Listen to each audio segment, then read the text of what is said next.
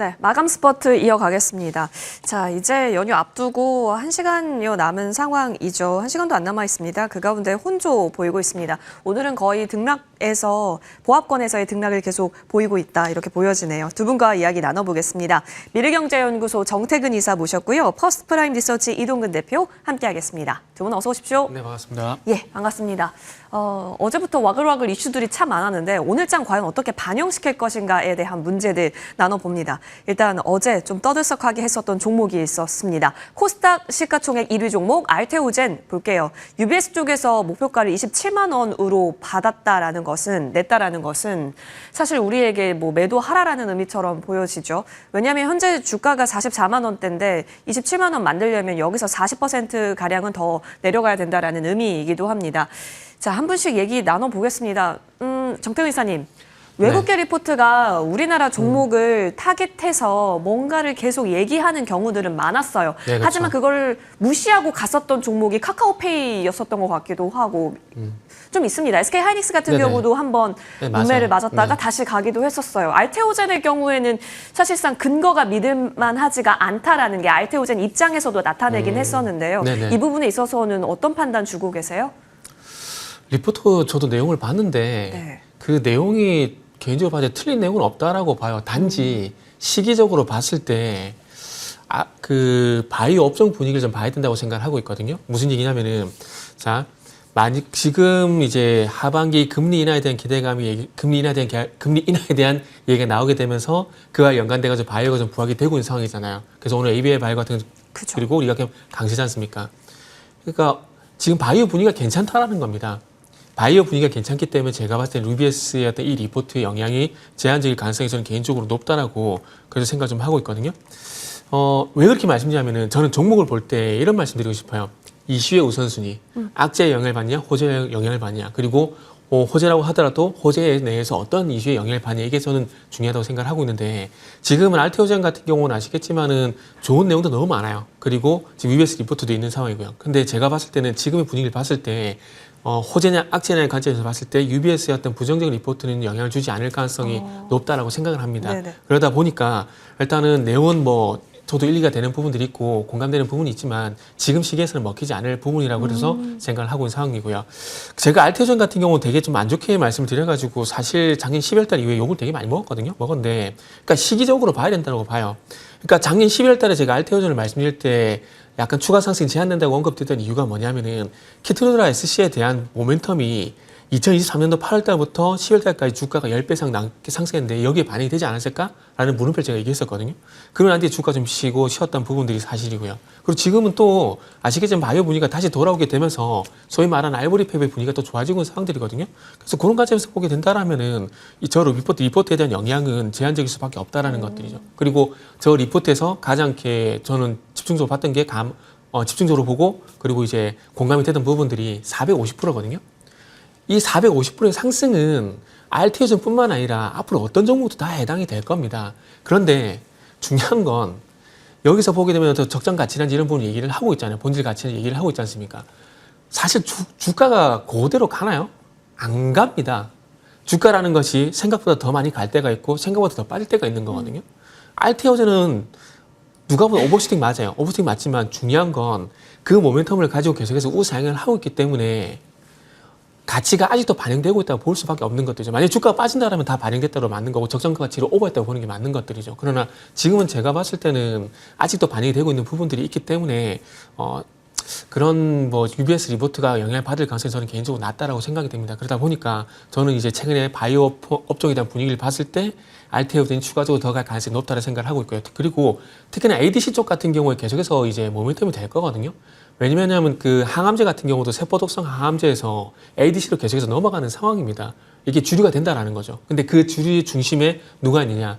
알테오젠, 이가킨 같은 종목들이 그리고 보로노이 같은 종목들이 있다라는 거죠. 그래서 그런 점 감안해 보게 된다라면은 아직 뭐 제가 봤을 때는 뭐 한때 작년하고 올해 초반 같은 게 안 좋게 좀 말씀드렸지만은 지금은 또 시기상 바이오가 갈 분위기이기 때문에 이 분위기를 보게 된다면은 지금은 매수 관점에서 보는 게 저는 맞다라고 생각하고 있습니다. 알겠습니다.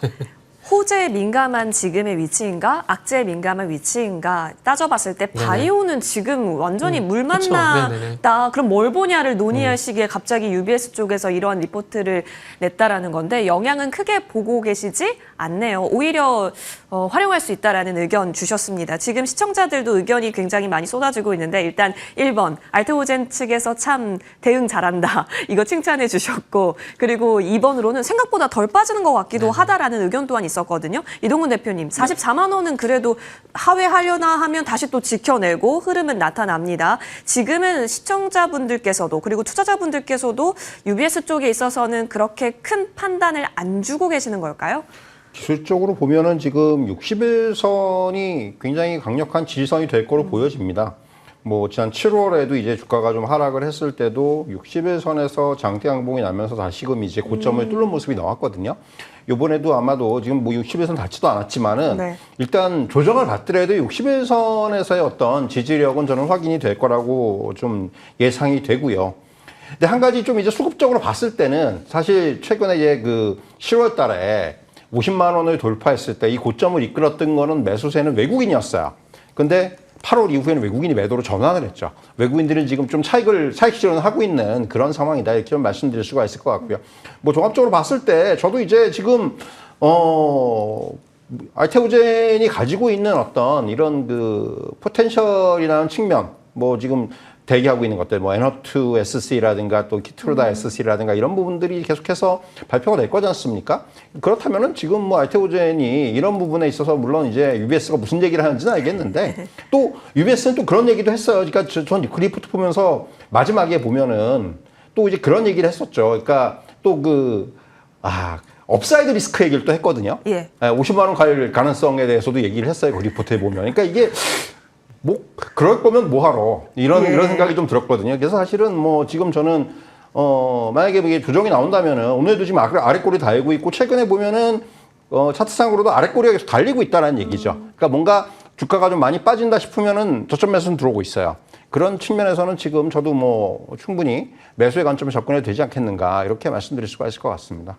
오, 알겠습니다. 두 분께서는 의견이 어느 정도 비슷합니다. 그리고 사실 외국에서 그런 리포트를 내든지 기관 쪽에서는 연속 수급이 좀 나타나고 특히 오늘 연기금 쪽에서 매수가 좀 많이 잡히고 있네요. 투신과 함께요.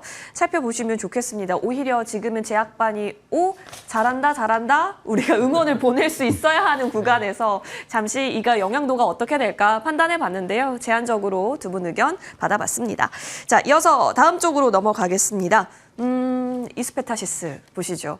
HBM 관련해서 뭐 MLB 기판 쪽인데 사실 반도체주가 다 이렇게 힘이 없었을 때 이스페타시스만큼은 잘 지켜줬었던 종목입니다. 현재 구간에서 궁금한 것은 이제 주가 방향성이 앞으로 어떻게 갈 것인가에 대한 고민들인데요. 정태근 이사님. 네네. 쭉 가다가 잠시 그냥 쉬어가는 흐름처럼 현재 구간에서는 느껴지고 있습니다.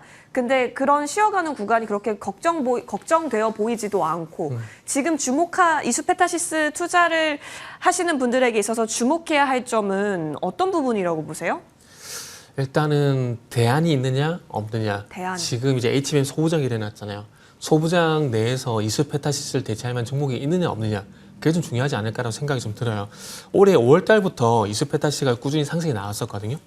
5월 1일 날 스타트를 끊었는데 35,000원 부근에 스타트를 끊었는데 이때 당시에 유상증자 그러니까 제2호 인수하려고 했다가 유상증자 이게 나왔었잖아요. 그렇죠. 그 부분 유상증자 금액을 줄이게 되면서 그리고 유상증자 금액을 줄이면서 주주가치 제고에 대한 얘기를 하게 되면서 주가가 상승 출발했거든요. 그러면서 7월 달을 통과하게 되면서 2분기 실적 기대감에서 쭉 상승이 나왔는데 아직 실적이 발표가 안 됐지만 실적은 좋게 나오지 않을까라고 예상을 하고 있습니다. 일단 2분기에 두산이 실적이 잘 나왔기 때문에 엔비디아는 공통점을 보게 되면 이스페타시스도 마찬가지로 잘 나올 가능성이 높거든요. 그래서 좀 쉬었다가 실적 발표를 계기로 해서 좀 턴이 되는지 여부를 좀 봐야 되지 않을까 말씀 좀 드리고 싶고 그러다 보니까 일단은 있고 그리고 서두에 말씀드렸듯이 대안이 있느냐 없느냐 그 관점에서 보게 된다면 일단 매도를 말씀을 드려야 될 것 같아요. 일단 H20 수출 재개에 대한 소식이 나오게 되면서 하이닉스에서 아시겠지만 삼성전자로 일단은 분위기가 좀 넘어갔어요. 그러면서 아시겠지만 그날 심택이라든지 그리고 스레이로직스라든지 이런 종목들이 그리고 YC 같은 종목들이 강세를 보였거든요. 그러면서 이제 아시겠지만 이제 테슬라 쪽의 어떤 파운드리 수주 그리고 애플에 대한 얘기가 나오게 되면서 또 분위기가 또 바뀌고 있어요.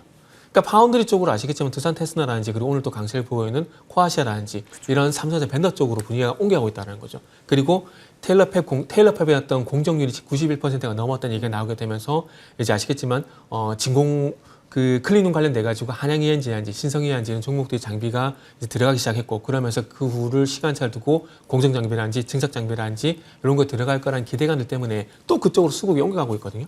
그러니까 제가 지금 이런 말씀 왜 드리냐면은 지금 이수페타시를 하지 않는다고 하더라도 삼성전자 밴드 내에서 선택할 만한 종목들이 너무나 지금 많아졌다라는 거죠. 네. 그래서 그런 관점에서 보게 된다라면은 이수페타시가 좀 쉬어갈 수밖에 없고 그리고 가격적인 측면으로 보더라도 이수페타시도 사실 위치가 높은 건 사실이에요. 그렇기 때문에 어찌 보면 지금 현재 떠오르고 있는 삼성전자 밴드 같은 경우는 이수페타시스 대비해서는 위치가 좀 많이 낮은 상황이거든요. 그러다 보니까 또 가격적인 메리트가 좀 부각이 될 것 같아요.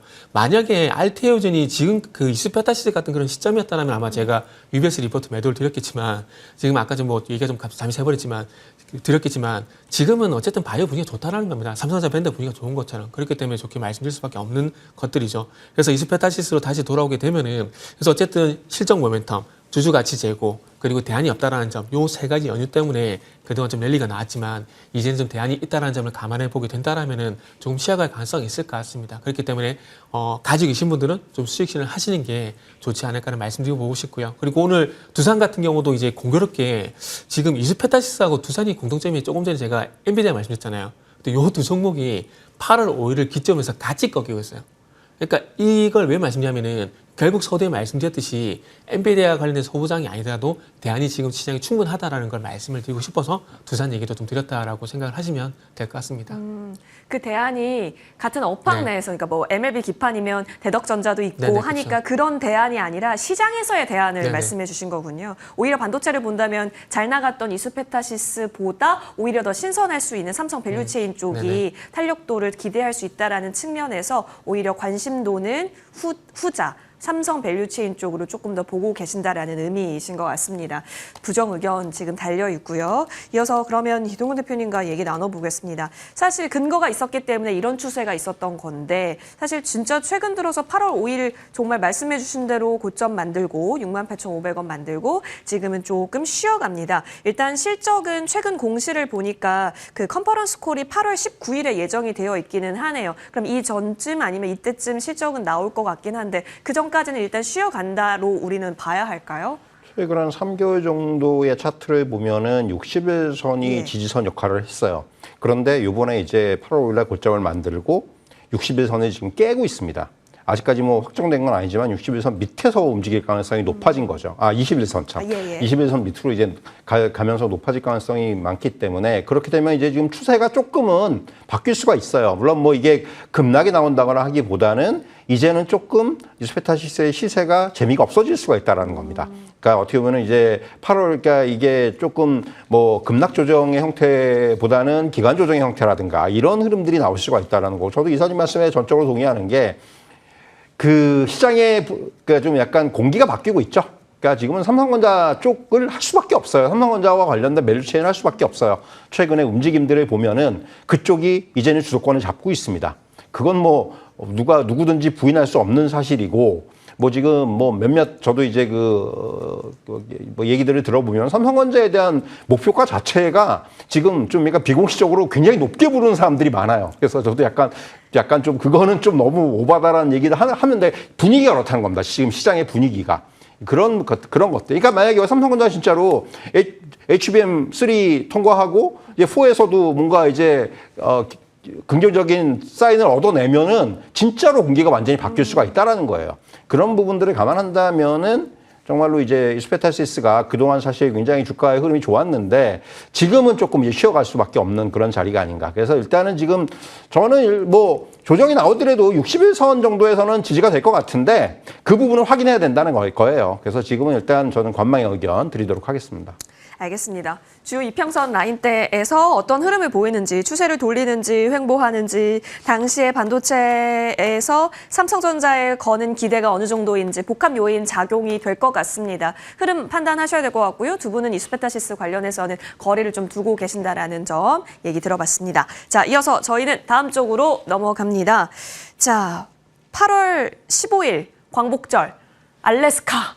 우리 이슈를 좀 잘 봐야 될 것 같아요. 만나니까 트럼프 대통령과 푸틴 대통령의 회담. 뭐 여기서 젤렌스키 우크라이나 대통령이 뭐 들어오냐 마냐 얘기가 계속 나오고 있는 상황. 어쨌든 그만큼 시장에서는 완전 관심을 두고 있다라는 거예요. 자. 정말 오랜 기간 이 얘기를 하고 있는 것 같습니다. 그 가운데 이번에 재건주를 바라보는 시선은 좀 다른 것 같아요.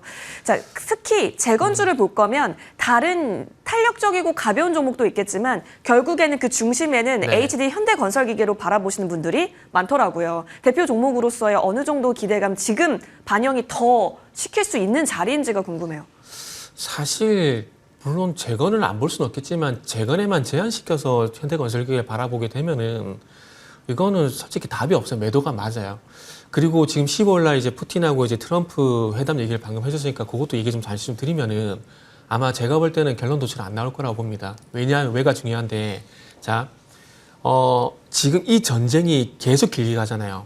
이게 러시아는 질 수 없는 싸움을 하고 있고요. 우크라이나는 이길 수 없는 싸움을 이제 계속 진행을 하고 있는 겁니다. 그러니까 서로 소모전이 진행이 되고 있는 상황이에요. 전쟁 초반만 하더라도 러시아가 우크라이나를 그냥 다 잡아먹을 것처럼 그런 분위기겠지만 사실 그렇지가 않은 상황이거든요. 그래서 지금 상황에서 얼마만큼 서로 양보를 하냐가 관건인데 젤렌스키가 끼든 안 끼든 이 회담은 쉽지가 않다라고 봅니다. 제가 볼 때 그 푸틴 같은 경우는 어느 정도의 어떤 그 영토를 원할 거냐면 어쨌든 결론적으로 크림반도를 육상으로 연결하고 싶어 할 겁니다. 네. 그러면은 크림반도 위에 있는 이 헤르소년 지역 그리고 그 지역을 우측으로 연결하고 있는 돈바스 지역 이 지역이 연결해야 되는데 그러면 이걸 다 내줘야 되거든요. 일부 그 트럼프가 일부 영토 양보가 있다고 얘기했지만 이 부분을 다 주지는 않을 거라는 겁니다. 그렇기 때문에 젤렌스키가 끼든 안 끼든 이 지역에 대한 어떤 열결일치가 안 될 거기 때문에 그래서 합의가 안 될 거라고 보고 있는 것들이죠. 물론 제가 틀릴 수도 있습니다. 틀릴 수 있지만은 지금 상황을 봤을 땐 그렇게 될 수 있다라는 거죠. 근데 푸틴이 왜 이 지역을 욕심을 내냐면은 처음에 말씀드렸듯이 크림반도를 육상으로 연결하고 싶을 거예요. 그래야지 이 크림반도를 이제 군사 그 해군 기지를 만들어서 대항으로 나가려고 하는 그런 야욕이 분명히 있거든요. 그리고 이제 헤르손 지역은 우크라이나 밀생산 지역입니다. 그러면 자연스럽게 식량 문제가 해결이 돼요. 그리고 우측으로 봤을 때는 이게 공업지대거든요. 그러니까 이 지역 방금 말씀드린 헤르손 지역하고 돈바스 지역만 만약에 푸틴이 가져가게 된다라면은 명분 다 얻었어요. 얻을 수 있는 명분 다 얻은 겁니다. 지금 잘 생각해 보세요. 동남 그 푸틴이 그 러시아 입장에서 봤을 때 서남 지역만 공략한 이유가 뭘까요? 그 위쪽은 공략을 안 하고 있잖아요. 물론 수도 키ев 공습을 한 것도 있긴 하지만 주되는 공략지가 서남 지역이거든요. 거기가 말 그대로 돈 되는 지역이란 겁니다. 근데 그 지역을 과연 트럼프가 양보할까? 이게 쉽지 않은 문제라는 거죠. 그래서 그런 관점에서 보게 된다라면은 저 개인적으로는 아마 15일 날 결론이 안 나올 가능성이 높다라고 그래서 생각 좀 하고 있고요. 그러면 이제 재건주 그렇게 만약에 제가 말씀드린 대로 거기서 합의가 나오지 않게 된다. 그럼 재건주 같은 경우는 변동성이 나올 수밖에 없는 구간이라 생각합니다. 그런데 현대건설기계 같은 경우에 그 모회사인 HD 현대가 우크라이나 키우에 지사를 설립한 부분들이 있기 때문에 같이 그쪽으로 묶여있는 상황인데 지금 이제 자막이 다 나오고 있지만 최근에 현대건설기계와 그리고 현대인프라코가 상승한 이유가 다문 재건에만 있다라고 저는 생각하지는 않습니다. 물론 재건도 분명히 영향을 줬다라고 생각해요. 그러나 이슈의 우선순위 측면에서 봤을 때 영향력이 떨어진다고 생각을 하는 것들이죠. 지금 현대건설기계와 현대인프라코가 어떤 합병에 대한 얘기가 나오게 되면서 이 합병 이슈가 일단 살아있는 상황들이고요. 그리고 현대건설기계도 그렇고 현대인프라코도 그렇고 2분기 실적이 상당히 잘 나왔는데 이 실적 효과가 2분기에 끝이 나지는 않는다라는 거죠. 소위 말하는 그 비싼 장비들, 그러니까 톤으로 80톤짜리, 100톤짜리 건설 중장비 어떤 수요가 더 증가를 하게 되면서 이런 것들도 모멘텀이 될 수가 있는 상황들이기 때문에 일단 현대건설기 같은 경우는 매수 관점에서 올선을 일시적으로 이탈할 때가 제가 봤을 때는 매수 타임이다라고 생각이 들기 때문에 현대건설기는 매수 관점에서 보시는 게 저는 맞다라고 생각을 하고 있습니다. 들어보면 재건 이슈로 매수라기보다는 현건기 갖고 있는 네, 보유 그렇죠. 모멘텀의 네네. 매수인 걸로 보여지나요? 네네. 알겠습니다. 일단은 과연 진짜 사실상 휴전의 베팅하는, 그러니까 사이트 봐도 휴전에 베팅하는 네. 그 많은 분들이 베팅하고 있지 않으시더라고요. 그래서 일단은 15일이 다가오고 있고 흐름은 보셔야 될 것 같습니다. 관련해서 모멘텀 오히려 본업적인 측면에서는 충분히 지금도 가능한 구간으로서 바라보고 계시네요. 자, 최근에 조금 올랐습니다. 이동훈 대표님. 그리고 나서 지금은 어떤 방향을 갈까 고민을 하고 있는 구간처럼 보여지는데요. 오히려 여기야말로 이평선 지지 예쁘게 받으면서 추세를 또 위로 세우려는 구간인 건지 사실 어젠가요? 외국인 많이 들어오긴 했는데요. 지금 일단 저는 방향성을 좀 확인해 봐야 될 것 같아요. 저도 네네. 일단 뭐 이사님 말씀하신 그 스토리는 그대로 똑같아요. 무슨 얘기냐면 결국 지금은 현대건설기계를 단순히 러시아, 우크라이나 뭐 휴전 관련주로 보는 거는 전 말도 안 되는 얘기라고 생각을 하고요. 일단 저는 지금 중요한 건 건설기계 업황이라고 생각을 합니다. 네. 뭐 지금 글로벌 그 이 인프라 시장이 굉장히 지금 커지고 있다라는 거예요. 뭐 북미 지역은 말할 것도 없고 북미 지역 이미 바이든 정부 때부터 뭔가 이런 토목이라든가 건설 쪽에서의 어떤 그런 부분들에 대한 그 투자들이 늘어나기 시작했고 이제 트럼프 행정부로 넘어오면서 아시겠지만은 이제 리쇼어링 이런 수요들이 이제 증가를 할 그럴 이제 시기가 왔다라는 부분이고요. 그리고 이제 뭐 유럽 같은 경우 대표적으로 지금 노후된 뭐 이제 그런 그 전력 설비라든가 이런 부분에 대한 교체 뭐 이런 수요들 또 이제 아시아라든가 아프리카 같은 경우는 지금 어떻게 보면 이제 광물 뭐 이제 탐사라든가 이제 개발 이런 부분들 그러니까 어떻게 보면 이제 글로벌 그 이 건설기계 장비 중장비들에 대한 수요들이 늘어날 수밖에 없는 그러니까 지금 예상보다 이 업황이 빠르게 좀 호황기로 접어들 수가 있다라는 거예요. 최근에 미국 시장에서도 뭐 캐터필러라든가 주가 보면 엄청나게 올랐어요. 이게 이제 수주가 막 늘어나고 있거든요. 그래서 이제 마찬가지 관점에서 접근을 해야 한다고 생각을 하고요. 그래서 현대건설기계도 저는 이제 이러한 어떤 건설기계 업황과 좀 더불어서 생각을 해야 한다고 생각을 하고요. 다만 이제 기술적으로 봤을 때 저는 조금은 확인이 필요해요. 일단 저도 뭐 조정 시에는 매수가 맞는데 일단 이게 조정이 어디까지 갈지 지금 뭐 모양을 보면은 한 21선 정도까지도 터치가 가능하겠는데 이런 생각이 좀 드는 거죠. 그래서 지금 일단은 오늘은 관망이에요. 그래서 저도 일단 이 조정을 이용해서 다만 조정을 이용한 매수의 관점은 저도 유효하다 이런 말씀을 좀 드리겠습니다. 그러면 어느 정도 내려오면 매수는 가능하겠다라는 판단으로 지금은 바라볼 수 있겠습니다. 재건의 이슈보다는 오히려 건설기계 쪽 업황에 따라서 흐름 보시는 걸로 얘기해 주셨고 캐터필러 얘기해 주셨는데 이전에 또 진성TC 관련 종목이다 언급도 정태근 이사님께서 주셨었잖아요. 지금 리포트상에서도 은근히 좀 나오고 있는 구간이기도 해서요. 건설기계 업황은 계속 한번 추적을 해보시면 좋겠네요. 자, 이어서 다음 종목으로 넘어가겠습니다.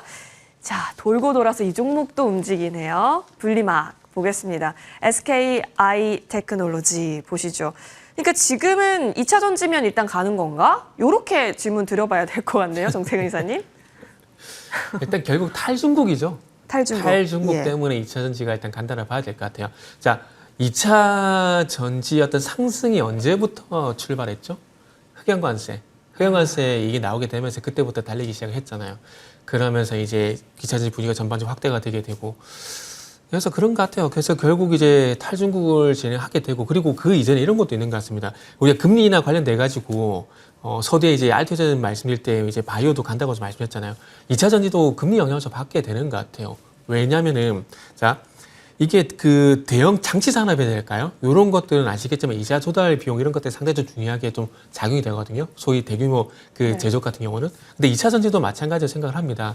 가지고 있는 유보금을 가지고 다 투자를 할 수는 없어요. 그러면은 외부에서 자금을 조달해 가지고 앞으로 설비투자를 해 나가게 되는데 그런 것들을 감안해 봤을 때 금리가 하락하게 되면은 조달 비용 하락으로 어떤 수혜도 좀 부각이 되는 것 같고 그 바톤이 이어받아 가지고 흑연관세부터 시작된 어떤 그 탈중국 수혜 이런 것들이 부각이 되게 되면서 2차 전지 관련 섹터들이 좀 움직이는 것 같습니다. 일단 이제는 이제 분리막까지 움직이는 그런 상황이 됐는데 이게 이제 SK 쪽하고 LG 에너지솔루션이 이제 서로 이제 다시 거래를 재개하게 되면서 아마 이렇게 다시 움직여주게 되는 것 같아요. 지금 아시겠지만은 테슬라도 이제 공급망에서 탈중국을 진행하게 되면서 각형 배터리 이제 삼성 SDI 공급받는 얘기가 나오고 있잖아요. 앞으로 이런 얘기들이 더 많이 나올 거라고 보고 있거든요. 그래서 그런 관점에서 보게 되면 이제 중국을 대체할 만한 곳은 우리나라밖에 없지 않겠습니까? 그래서 그렇게 본다라면은 SKI 테크놀로지가 움직이니까 충분히 납득이 되지 않을까라는 생각이 들어요. 그런데 이전에 이제 오후 방송에서 말씀드렸듯이 완전하게 이제 캐즘이란 부분들을 극복했다라고 보기는 쉽지는 않을 것 같습니다. 더 이상 나빠지지 않는다는 그런 기반을 만들었다라고 생각이 들어요. 왜냐? ESS를 통해서 어쨌든 이 돌파구를 많이 했다는 점이 일단은 긍정적인 부분들이고, 그리고 또 리튬 가격이 계속 올라오더라고요. 제가 리튬의 그 손익분기점이 중국 기준으로 봤을 때 톤당 10만 위안으로 마시는데 벌써 8만 5천 위안까지 올라왔더라고요. 그래서 이런 부분들을 감안해 보게 된다라면은 더 이상 나빠지지 않는구나라고 충분히 생각이 가능하고, 그러면 이제 중요한 것은 국내에 양극재 수출량이 얼마만큼 많이 늘어나가 이제 관건인 거거든요. 그래서 그런 부분까지 늘어나게 된다라면은 단기적인 어떤 순환매가 아니라 이제는 완전히 추세가 바뀐 것이 아닌가라고 판단할 수 있겠지만, 아직까지는 좋게 보여야 될 부분이 있긴 하지만 그럼에도 불구하고 확인을 해야 될 부분이 있다는 점을 감안해 보게 된다라면은 나쁘지 않다는 관점에서 해석을 하는 게 맞는 것 같고, 단기적인 매수 관점에서 일단은 보는 게 저는 맞다라고 좀 말씀을 좀 드려보고 싶네요. 헷갈려요.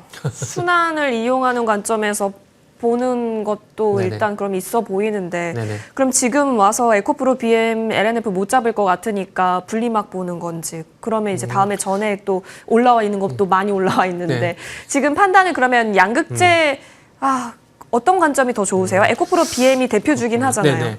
제가 좀 어렵게 말씀드렸나 봐요. 일단 쉽게 말씀드리면, 일단 어쨌든 2차전 전반적으로 볼만한 여력은 생겼다라는 겁니다. 근데 그거를 아직은 추세적으로 완전 상승 전환됐다라가 아니라 단기적인 기술적 반등으로 보자라는 거죠. 네네. 왜냐하면은 공급과잉이라든지 그리고 탈중국이라든지 이런 이슈들로 인해 가지고 자꾸 제가 철강이랑 비교해서 정말 죄송한데, 철강 같은 경우도 아시겠지만은 현대제철이라든지 이런 종목들을 보게 되면 결국 중국발 공급과잉 해소에 대한 기대감으로 인해 가지고 5월달부터 지금 7월달까지 상승폭 많이 올라왔거든요.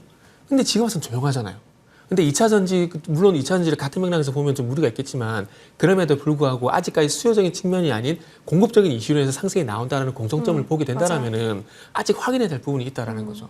자연스럽게 기술적 반도로 갔다가 그게 추세 상승도 갈 수가 있는 거예요. 그럼 그때 가서 홀딩 관점에서 더 가져가도 상관없는 거지 않습니까? 그래서 그런 말씀을 좀 드리면서 어쨌든 2차 전지 같은 경우는 결론적으로 아직까지는 그래서 단기적인 기술적 반등으로 보자라고 말씀을 드리는 거죠. 일단 수급이 또 모였으니까 알겠습니다. 참 근데 그 단기라고 하는 게 그때가 어디까지에 대한 부분일까 한 늘 두 달 정도? 고민이 돼요. 2달 정도? 2달에서 3달 정도? 진짜요? 네. 지금 어차피 뭐 SKI 테크놀로지 같은 경우 상승이 진행되고 있지 않습니까? 오, 네. 2달 정도면은 그럼 지금 또한 왜 매수인지도 알 것 같네요. 그쵸. 예, 알겠습니다. 이동훈 대표님 의견까지 들어보도록 합니다. 사실 2차 전지주는 뭔가 자꾸 아닌 것 같으니까 손 놓고 있었다가 지금 이렇게까지 올라가는 걸 보고 있는 구간이어서, 그렇다고 지금 내가 들어간가에 대해서 괜찮을까? 이 고민이 있었던 거잖아요. 이동훈 대표님. 어떻게 보세요, 역시나? SKI 테크놀로지가 2021년 고점이 24만 9천이었습니다. 그리고 올해 4월에 저점이 19,300원이었어요. 12분의 1 토막이 났거든요. 그럼 지금 오르는 거가 그냥 전 그렇게 설명하면 된다고 봐요. 그냥 바닥은 쳤어요. 쉽게 말하면은. 그러니까 앞에서 이제 이사님 말씀해 주셨지만은 이제는 업황 바닥에 대한 부분들은 어느 정도 좀 컨센서스 가능성이, 이건 SKI 테크놀로지뿐만이 아니라 대부분의 H원주가 마찬가지예요. 그러니까 실적적인 측면도 그렇고 여기서부터 더 나빠지진 않겠다. 그리고 최근에 보면 이제 대규모 투자들, 지금 3자 배중 유상증자 이번에 이제 하는데 결국 그런 부분들, 그러니까 그런 것들까지 감안을 한다면은 이제 업황의 바닥은 좀 확인하고 있는 것이 아니야. 다만 이게 어떻게 보면은 SKI 테크놀로지만 놓고 보더라도 흑자 전환을 지금 많은 전망 자료들을 보면 한 2027년 정도 돼야지 흑자 전환한다고 그러는 거죠. 그러니까 이게 그거예요. 그러니까 캐즘이 그렇게 금방 해소가 되지 않아요. 일단 이게 이사님 말씀하신 대로 지금은 어떻게 보면은 이 공급단에서의 문제인 거예요. 그러니까 수요가 지금 확장되거나 이러기까지는 시간이 필요합니다. 그렇기 때문에 저는 그러니까 마찬가지 의견이에요. 그러니까 2차전지 관련해서는 단기적인 흐름은 더 나올 수 있어요. 당장 SKI 테크놀로지만 하더라도 말씀드린 대로 12분의 1 토막이 났어요. 네. 그리고 지금 거기서 아직까지 2배가 못 올랐어요. 예, 그런 상황이기 때문에 이런 기술적인 반등은 얼마든지 좀 더 나올 수가 있습니다. 다만 이런 것들이 어떤 기조적인 상승으로 진입하기는 어렵다라는 얘기죠. 그래서 일단 어떻게 보면 이게 뭐 과거의 영화를 누리기까지는 정말로 많은 시간이 필요해요. 그러니까 그런 관점에서 접근을 해야 된다고 생각을 하고요. 그래서 뭐 저도 마찬가지로 저도 이제 단기적으로는 좀 더 봐도 된다고 생각을 하고, 다만 긴 관점에서 아직까지는 관망이죠. 그러니까 뭐 여기서 뭐 적극적으로 막 대응하기보다는 철저하게 저는 트레이딩의 관점에서 접근할 필요가 있다. 이렇게 정리해 드리겠습니다. 15분의 1은 진짜 좀 너무했네요. 하지만 바닥은 잡았다. 근데 관마 현재 구간에서는 지켜보겠습니다. 길게 봤을 때요. 이어서 JYP 엔터 한번 볼까요? 어제 좀 노이즈가 꼈던 것 같아요. 근데 그걸 대체거래소에서 좀 만회를 했다고 봤거든요. 그럼 오늘 좀 폭발적으로 거봐 아니잖아 하면서 오를 줄 알았는데 또 그렇게 시원한 반응이 아닙니다. 근데 이 정도면은 정말 다행이라고 저는 개인적으로 생각이 들거든요. 그리고 제가 지난주에 조금 이제 SM 말씀드릴 때 좀 엔터즈를 좀 매도 관점에서 말씀드렸는데 조금 이제 다시 한번 저도 공부를 하고 지금 생각이 바뀌었거든요. 그래서 엔터즈는 좀 좋게 보는 쪽으로 긍정표로 바뀌었다고 좀 수정하고 좀 말씀드릴게요. 오늘 제가 JYP 엔터하고 원택 딱 두 종목만 봤습니다. 왜냐하면은 최근에 아시겠지만 화장품 섹터 같은 경우는 실적 그 노이즈 때문에 상당히 분위기가 흉흉하잖아요. 그러다 보니까 JYP 같은 경우는 아시겠지만 어제 장중에 실적 쇼크 그 찌라시 그러니까 루머가 나오게 되면서 급락을 했었다가 실적으로 실적 발표하니까 잘 나와가지고 오늘 좀 돌려줬다고 생각하고 있거든요. 네. 근데 오늘 원택 같은 JYP하고 원택하고 비교를 보게 되면 원택은 지금 어제 18% 하락 나고 난 다음에 전혀 회복을 못 하고 더 있어요. 내려요. 예. 네, 그죠? 그런데 반대로 JYP 엔터테인먼트 같은 경우는 화면 보셔서 아시겠지만은 어쨌든 5% 반등을 해주고 있다는 겁니다. 이런 현상이 나오는 게 결국 업종 영향이라고 저는 생각이 좀 들더라고요. 자, 화장품 같은 경우에 이 3일 전만 하더라도 뭐 달바글로 같은 게 실적이 안 좋게 나오더라도 전반적으로 큰 영향은 없었거든요. 근데 지금 화장품 섹터 같은 경우에 이제 뭐 코스맥스까지 이제 실적 안 좋게 나가면서 오늘 상당히 많이 영향을 받고 있습니다. 오늘 뭐 에이블CNC 이런 종목들 회복시켜서 정말 다행이라는 생각이 드는데 아직 그 종목들 아직 정신을 못 차리고 있어요. 그런데 JYP 엔터테인먼트 같은 경우는 그렇지가 않다라는 거죠. 뭐 삼분기 실적에 대한 부분들, 전망에 대한 부분들 리포트 많이 나와 있기 때문에 그런 것들을 기반해서 JYP 엔터테인먼트를 바라보게 된다라면은 어쨌든 화장품보다는 회복력이 빠르고 그리고 지금 어쨌든 SM이란지 YG란지 하이브 같은 경우에 어쨌든 긍정적인 어떤 뷰가 좀 형성이 되다 보니까 JYP 엔터테인먼트 좀 잡아주는 게 아닌가라는 그런 생각이 좀 들더라고요. 그러다 보니까 JYP 엔터테인먼트 같은 경우는 화장품과 네. 달리 좀 긍정적으로 봐야 될 부분이 있어서 매수 의견으로 결정을 했습니다. 알겠습니다. 그럼 기술적으로 한번 볼게요. 이 정도면 그러면 다시 좀 회복을 시킨 거다의 의미로서 바라봐도 괜찮고 원래 업황 투여했던 대로 투여해도 돼요? 어제 연봉이 비정상적이었습니다. 한마디로 얘기해서. 그러니까 좀 약간 정말 이거는 어떻게 보면 지금 시장이 가지고 있는 폐해 중에 하나일 수도 있어요. 너무 요새는 이런 약간 찌라시성의 이런 부분들에 시장이 너무 빠르게 반응을 해요.